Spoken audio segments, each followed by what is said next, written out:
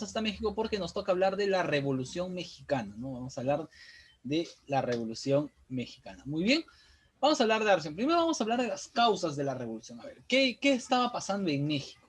Bien, ¿qué estaba pasando en México? Nos vamos hasta el año de 1900, ¿ya? Vamos hasta el año de 1900. Oye, bien, muy bien, Kendi. Sí estamos grabando la clase, Kenny, no te preocupes. La Revolución Mexicana, ya sabemos, obviamente, no vas a preguntarme, pero eso, ¿dónde fue? Fue en México, ¿no? Surge por un panorama de insatisfacción política, elitista y oligárquica. A ver, ¿qué es lo que está pasando aquí? Les voy a explicar qué es lo que pasó acá. Este señor que ustedes ven aquí se llama Porfirio Díaz. Porfirio Díaz era un militar que había tomado el poder en México. Ya había tomado el poder en México. Y Porfirio Díaz hizo que México se vuelva un país próspero gracias a la industria, gracias a la minería, ¿no? O sea que económicamente había prosperidad en México. ¿Cuál es el problema? El problema es que esa prosperidad no es para todos los mexicanos. Esa prosperidad es para los grupos elitistas, para la clase alta, para los ricos, para los oligarcas. Los indios, la clase pobre, no gozan de esos privilegios. Ahí hay un problema, ahí tenemos un problema. El otro problema es que Porfirio Díaz era presidente, pero cada año, cada elección se reelegía y se religió y se religió y se volvió a reelegir hasta llegar a gobernar 30 años. Imagínense tener un mismo presidente durante 30 años. O sea, qué hostigante puede ser eso, ¿no? Tener un presidente, el mismo presidente por 30 años. El problema es que él se reelegía, pero la gente no lo quería. Obviamente ahí había fraude, no se contaba a toda la población para que vote y todo eso, ¿no? Entonces la gente está descontenta, ¿no? A casa, ¿no? Hay continuas reelecciones, eso molestó muchísimo a la población, a la clase media, y también los beneficios de la prosperidad solo no alcanzaban a los grupos más pobres de la sociedad, solo a los grupos más, más adinerados, ¿no? Entonces ese es el detalle con Porfirio Díaz. Bien, gobernó desde 1876 hasta 1911, como una dictadura.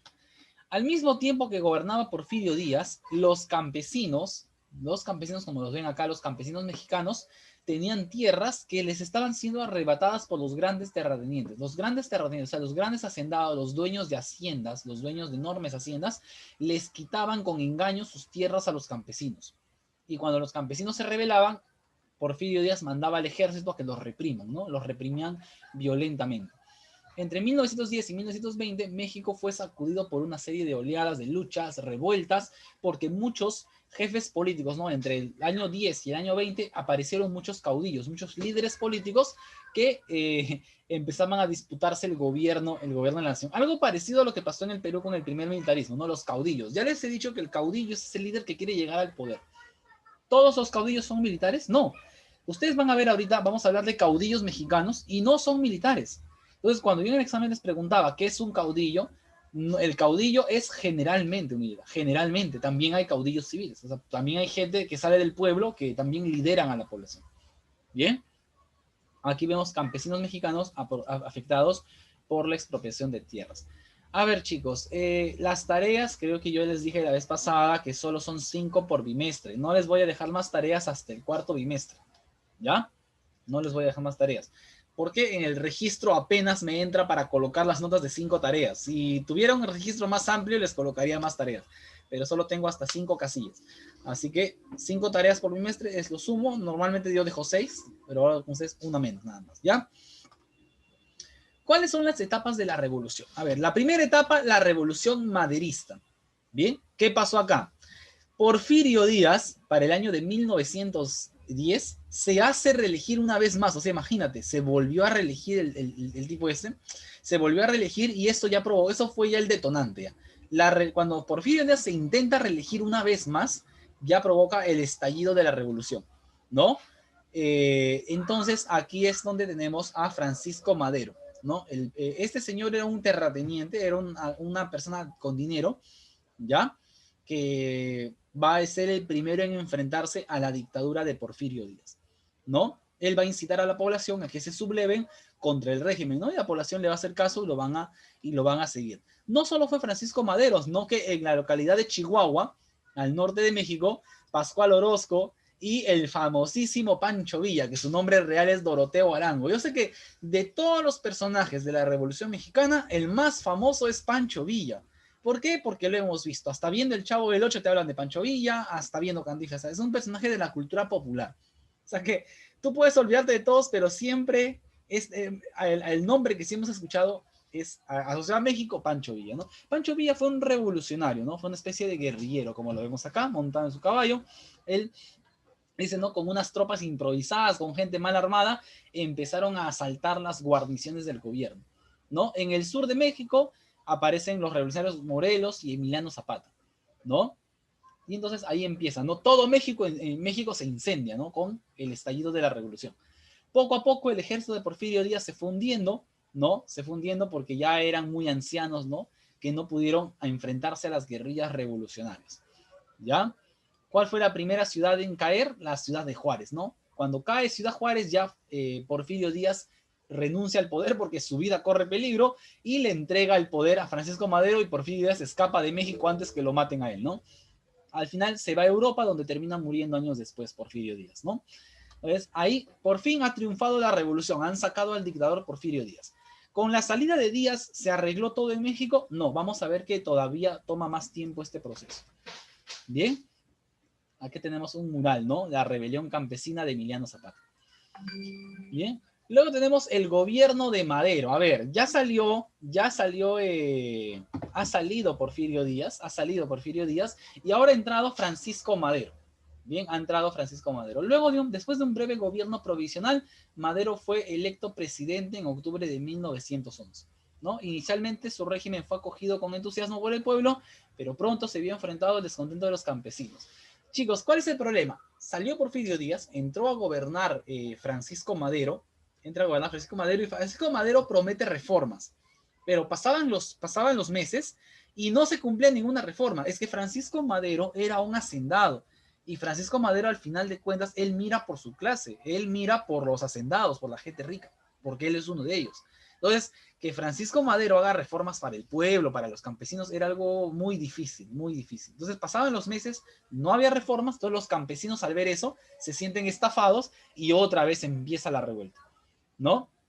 Los campesinos reclaman una reforma agraria y los hacendados que quieren acabar con el radicalismo de Zapata, ¿no?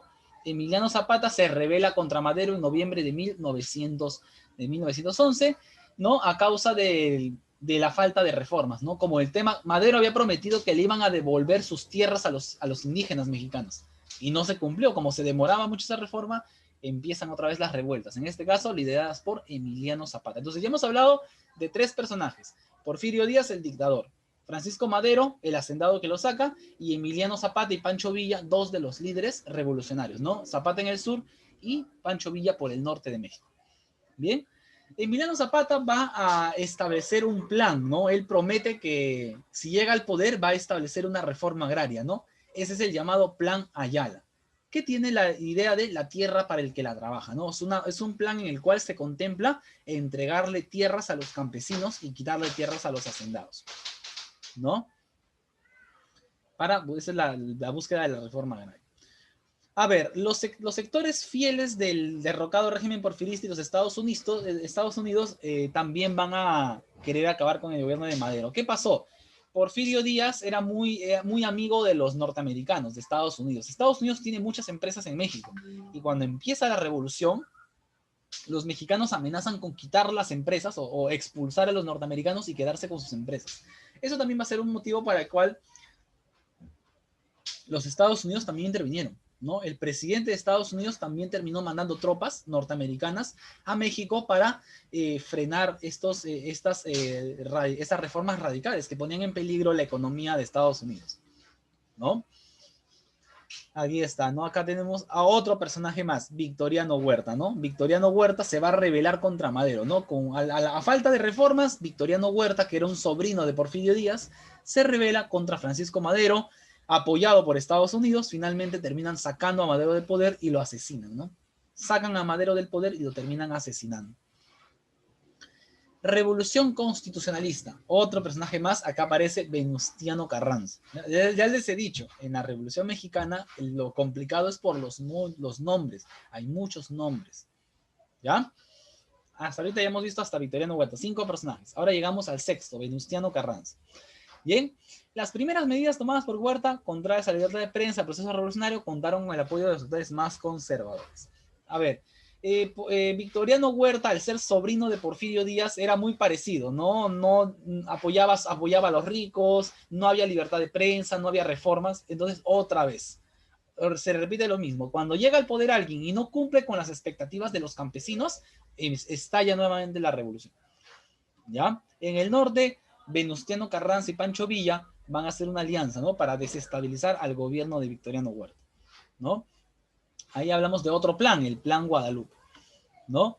Finalmente, pues, con el apoyo de algunas tropas norteamericanas, Victoriano Huerta termina escapando de México, igual que su tío, termina escapando de México antes que lo terminen matando, ¿no? Escapa de México Victoriano Huerta.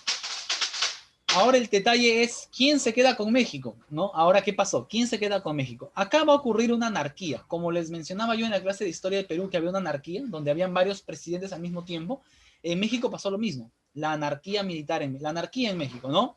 Se dividieron 3 grupos. O sea, México estaba partido en tres facciones. Los villistas, que eran los aliados de Pancho Villa, los zapatistas, los que se plegaban al plan de Emiliano Zapata, y los carrancistas, que apoyan a Venustiano Carranza. O sea, tres lugares, ¿no? Carranza dominaba lo que es la parte de Veracruz, ¿no? Pancho Villa y Emiliano Zapata se quedaron con Ciudad de México y otros líderes se quedaron con San Luis de Potosí. ¿No? Acá tenemos una fotografía, ¿no? Emiliano Zapata y Pancho Villa en el sillón presidencial, imagínate. Pancho Villa, un hombre analfabeto, un hombre que salió del pueblo, ¿no? Que era prácticamente que era casi un bandolero, y llegar a sentarse en el sillón presidencial de México, ¿no? Y ser hasta el día de hoy es una figura de culto, ¿no? Hasta el día de hoy una figura de culto, la figura de Pancho Villa. Acá está la revolución, como vemos acá, el avance de las tropas de los distintos líderes revolucionarios, ¿no? Que no nos vamos a detener porque sería alargarnos demasiado. Finalmente, ¿quién ganó en la revolución? Carranza. Carranza termina imponiéndose, ¿no? Con los decretos finales de 1914 y la ley agraria para 1915, Carranza ganó a grandes sectores de la población. Venustiano Carranza fue reelegido presidente y se dedicó a reorganizar el país, ¿no? ¿Qué pasa? Que para que Carranza gobierne sobre todo el país, tiene que eliminar a todos los demás líderes para que nadie le haga sombra. El líder más fuerte que le podía hacer sombra era Pancho Villa y Emiliano Zapata. ¿Qué hizo Carranza? Inteligentemente los dividió. Primero derrotó a Pancho Villa muere, y luego se encarga de derrotar y asesinar a Emiliano Zapata. Obregón no era un líder porque Obregón finalmente se termina aliando con Carranza, así que no representaba peligro. Finalmente, ¿quién se impone después de matar a todos los demás? Venustiano Carranza. Y él va a establecer o promulgar la Constitución de Querétaro. En esta Constitución de Querétaro, el presidente gana gran poder, al mismo tiempo se da la tan famosa reforma agraria. Esta Constitución se inspiró en el Plan Ayala de Emiliano Zapata, ¿no? Se inspira en el Plan Ayala y la reforma agraria, por fin. Gracias a las labores de Venustiano Carranza, México por fin empieza a ser un país potencia como el que lo conocemos ahora. Empieza a entrar a la era de la modernidad. Y esta es una imagen de la Constitución de Querétaro, ¿no? Que recoge los derechos de los trabajadores mexicanos, la reforma agraria, los derechos de los campesinos, ¿no? Todo eso. Entonces, el México que conocemos es el México fruto de la revolución. Tuvieron que pasar 10 años de guerras entre líderes, entre caudillos, hasta que finalmente el orden y la paz volvieron hasta México. ¿Bien, chicos? Un cuadro resumen para poder terminar con esta clase. La Revolución Mexicana ya sabemos que se desarrolló entre 1910 y 1920, ¿no? ¿Qué fue la Revolución Mexicana? Un movimiento nacionalista y agrarista contra la dictadura de Porfirio Díaz. O sea, acá todo comienza por Porfirio Díaz, que es un dictador que trata de reelegirse, ¿no? ¿Cuántos años llevaba gobernando Porfirio Díaz? 30 años. Causas: dictadura de Porfirio Díaz, que solo apoyaba a los ricos, solo apoyaba a los terratenientes.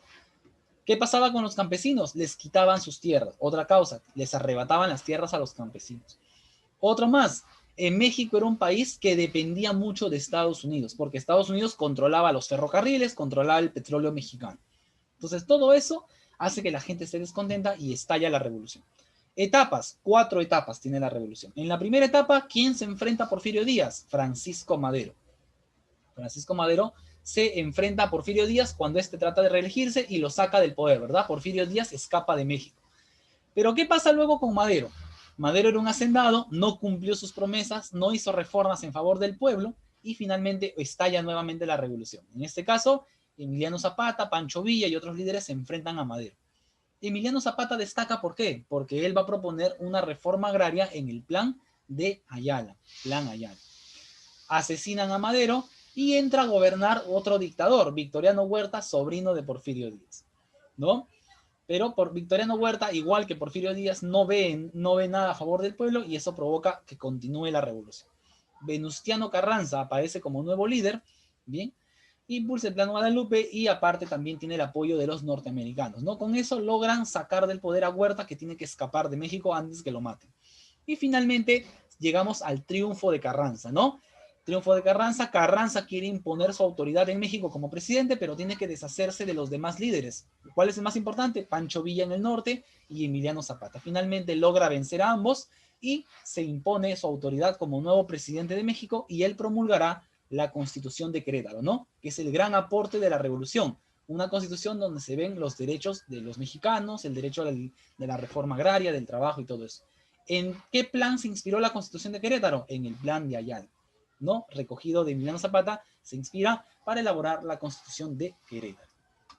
Y muy bien, chicos, con esto estamos terminando la clase del día de hoy.